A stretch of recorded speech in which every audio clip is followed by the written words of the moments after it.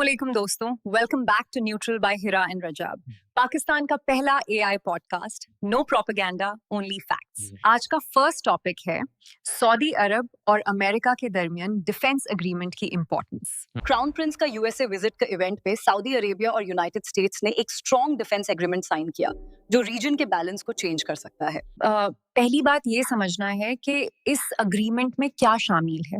इस डील के तहत सऊदी अरेबिया को मेजर नॉन नाटो एलाई का स्टेटस मिल गया है, यानी नाटो मेंबर न होते हुए भी सऊदी अरेबिया के पास टॉप लेवल मिलिट्री कोऑपरेशन का राइट होगा। इस डील में US F-35 jets, 300 American manufactured tanks की अप्रूवल, सऊदी यूथ का अमेरिकन टेक सेक्टर्स में इन्वेस्टमेंट भी इंक्लूडेड है।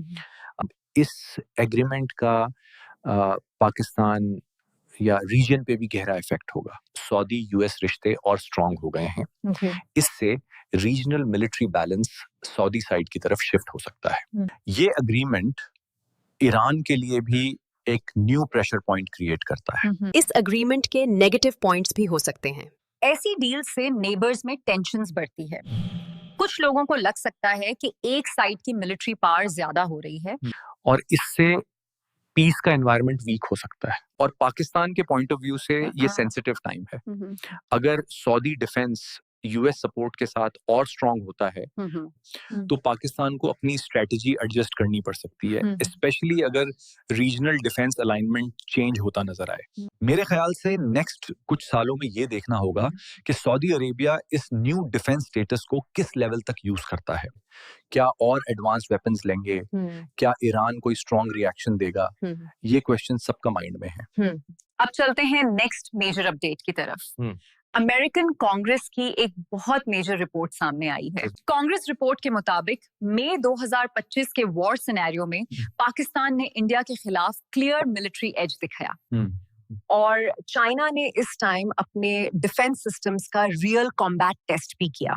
रिपोर्ट ये भी कहती है कि 2024 एंड 2025 में चाइना ने पाकिस्तान के साथ डिफेंस कोऑपरेशन बहुत इंक्रीज कर दिया है, जिसमें joint drills, counter terror exercises और मल्टी नेशन पीस मिशंस शामिल हैं। और सबसे इम्पोर्टेंट पॉइंट, 4 दिन की वॉर के दौरान पाकिस्तान की परफॉर्मेंस चाइनीज वेपन्स के साथ आउटस्टैंडिंग रही। स्पेशली चाइनीज मिसाइल सिस्टम्स और जेट्स ने बैटलफील्ड पर स्ट्रॉन्ग आउटपुट दिया। और एक और रिमार्केबल चीज, कांग्रेस रिपोर्ट के मुताबिक पाकिस्तान ने चाइनीज वेपन्स की हेल्प से इंडियन रफाइल जेट्स को टारगेट किया। HQ-9 missile defence system, PL-15 air to air missiles और J-10 फाइटर्स सब रियल बैटलफील्ड में टेस्ट हुए। ये चाइना के लिए एक बिग प्रैक्टिकल एक्सपीरियंस था। कांग्रेस रिपोर्ट ये भी बताती है कि जून 2025 में चाइना ने पाकिस्तान को J-35 फाइटर्स, KJ-500 एयरक्राफ्ट और ballistic missile defence systems approve किए। और इंटरेस्टिंग बात, इसी मंथ पाकिस्तान ने अपने डिफेंस बजट में 20% का जंप अनाउंस किया।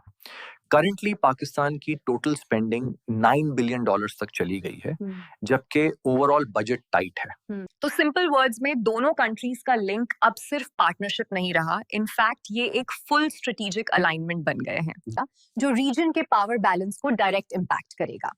अब चलते हैं एक और बहुत सेंसिटिव और पॉलिटिकल सेगमेंट की तरफ, ट्रम्प, खशोगी केस और US Saudi relations. White house के प्रेस इवेंट में एक रिपोर्टर ने क्राउन प्रिंस से पूछ कर यूएस इंटेलिजेंस का कहना है कि आपने खशोगी के कत्ल में रोल प्ले किया। क्राउन प्रिंस के जवाब देने से पहले ही ट्रम्प फौरन बीच में आ गए। उन्होंने खशोगी को कंट्रोवर्शियल पर्सन कहा और ये भी बोला कि काफी लोग उनको लाइक नहीं करते थे।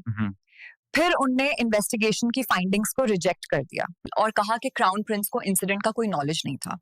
और फिर ट्रम्प ने अपनी सबसे स्ट्रॉन्ग लाइन बोली जिसने पूरे रूम का मूड चेंज कर दिया।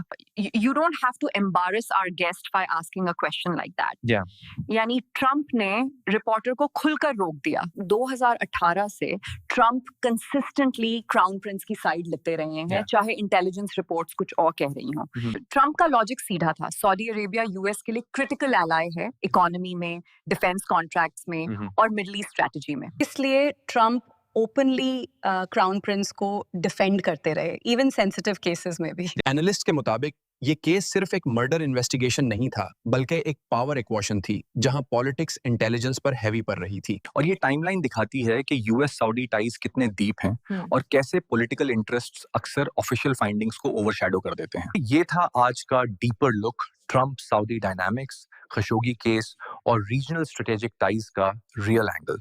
लाइक और सब्सक्राइब करना ना भूलें। नेक्स्ट एपिसोड में मिलते हैं। अल्लाह हाफिज।